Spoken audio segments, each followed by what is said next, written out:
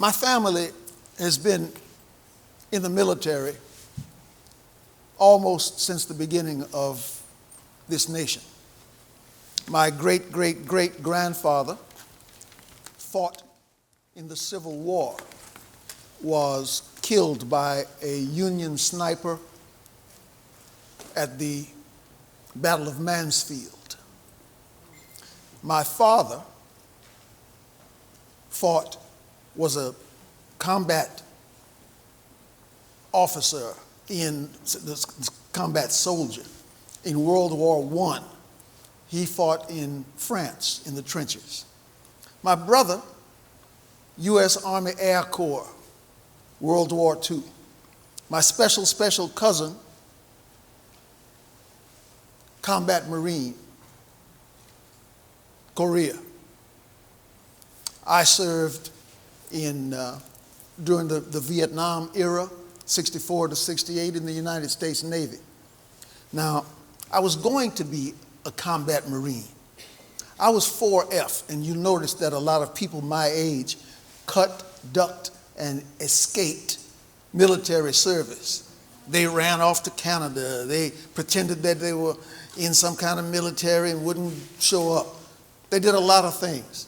I was 4F because I had been a severe asthmatic when I was a little boy.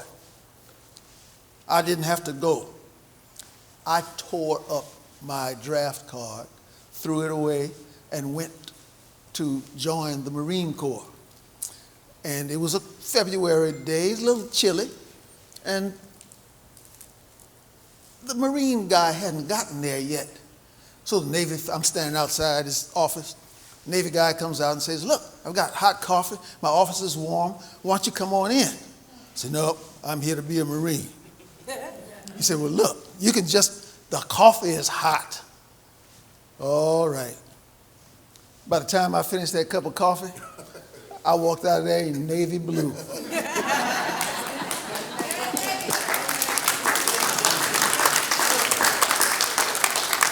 And of course, one of my sons, Army sniper, Afghanistan. So I tell you this to let you know that this event is very special to me and very special to my family. There's no greater calling. There's no greater calling, no greater service than protecting American freedoms. That's super special. I believe that there are levels in heaven, but the highest level is reserved for those who have sacrificed all on behalf of our freedoms. It's a great honor tonight to come and salute Gold Star families and your very, very special sacrifice you have given. You have given your sons, you have given your daughters, you've given your husbands and wives, you've given your parents. And there is no greater sacrifice than the sacrifices that you who sit here tonight have made.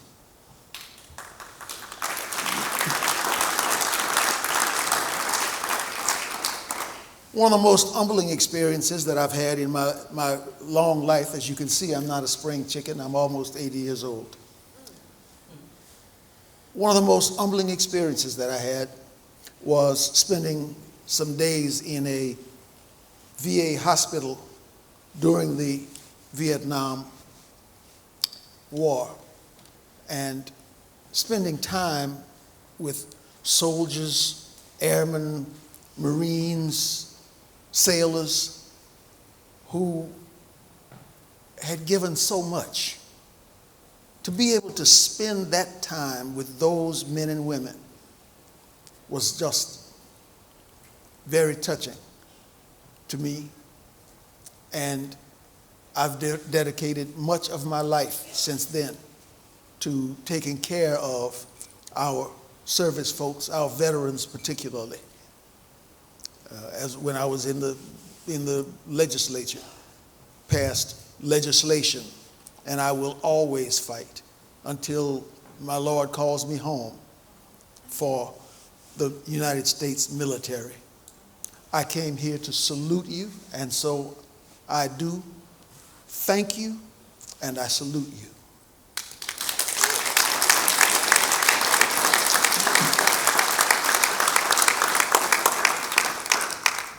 I'm going to leave this microphone in just a moment, but I will be back a little bit later this evening with a friend of mine from down in South Louisiana. But before I go away from this microphone, there's a little something that I'd like to do. Ms. Watson, would you come forward? 17 years of service. She has done this 17 years. And so,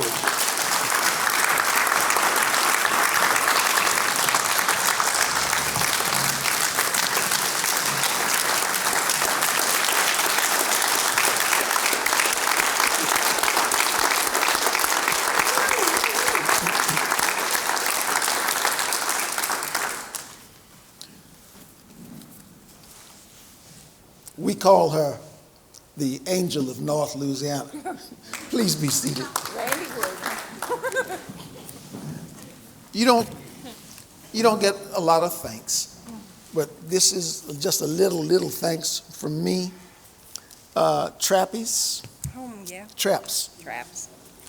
And I'm told that they have fabulous seafood. Yes, on the river. But if you don't like seafood, Oh, yeah. Texas Roadhouse, get a steak. Thank you. Wait, thank you. Thank you. And there's a card that goes with that. Thank you so much. Oh, that is too nice. Thank you. I shall return. Yeah. Who said that, Sherman?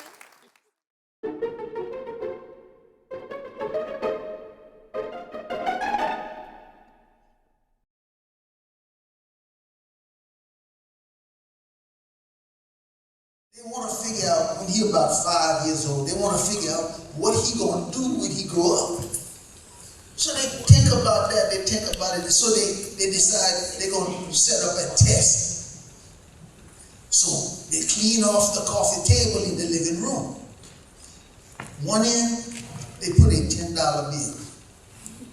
They figure if he pick up that $10 bill, he going to be a banker. In the middle, they put a Bible. They figure if he take the Bible, he going to be a preacher.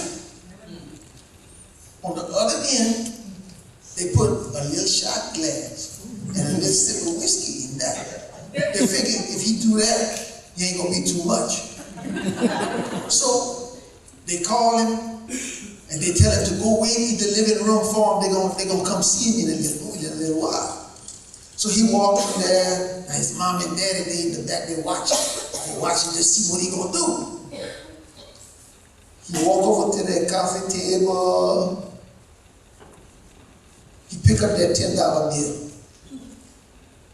He look at it, he feel it, he put it down.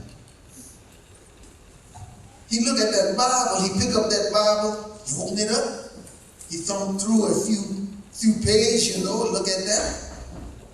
He put that down. He pick up that little shot glass, he look at it, he smell it, he put that down. He waited for his mom and dad, and they didn't come. He grabbed that $10 bill, he stuck it in his pocket. He put that Bible up under his arm. He grabbed that shot glass, he sipped that whiskey, he put that down, and he ran outside. His daddy said, "Shaq," to his wife, said, "Baby, we didn't know whether it was going to have a banker or a preacher or a bum.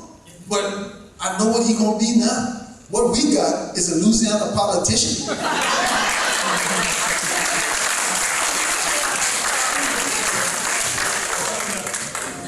Clovis, he grew up And then he decided he wanted to go to New Orleans for that Mardi Gras, you know? So he went over there. Now this is country going to the city. All them big tall buildings and everything, and all them people, you know, it was very impressive to him. And then a lady, she walked by. Oh, she got big legs, she pretty, she got some long hair, and she walked, she would walk and talk with her hand on her hip. And when she talked, she moved her head like that. Her name was Crustasia. Yeah, man, Crustasia. Clovis done fell in love with Crustasia. They get married. He take her home to L'Hotel. And about a week later, they having another big church fair. They got a lot of church fair down there. They had the church fair, and a lady, Miss Quevedo, she looked over there. She said, "Man, Crustasia, you got your ring on the wrong hand." She said, "I know my ring is on the wrong hand, because I married the wrong man."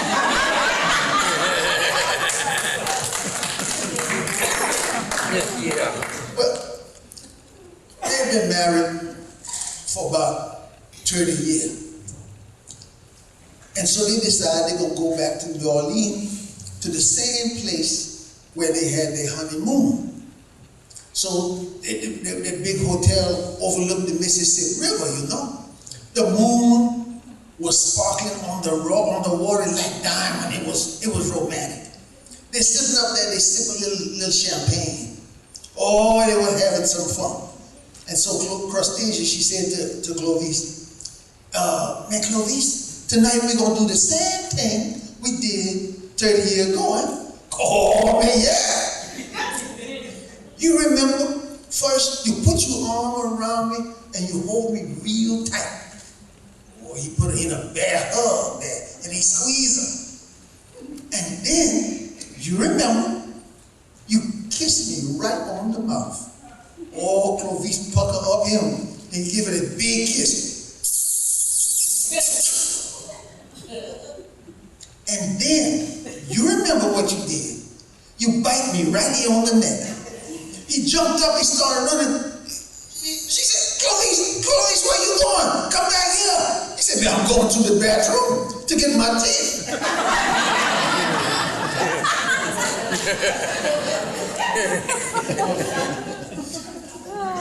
Clovis, like I told you, he's from the country, you know. So he come to the big city, Opelousas. They had a courthouse there. He go in the courthouse, he walk around, and you see the judge coming into the courtroom. So he go in there, the judge put on his black robe and everything. He sit up on that little high throne where the judge be sit, you know.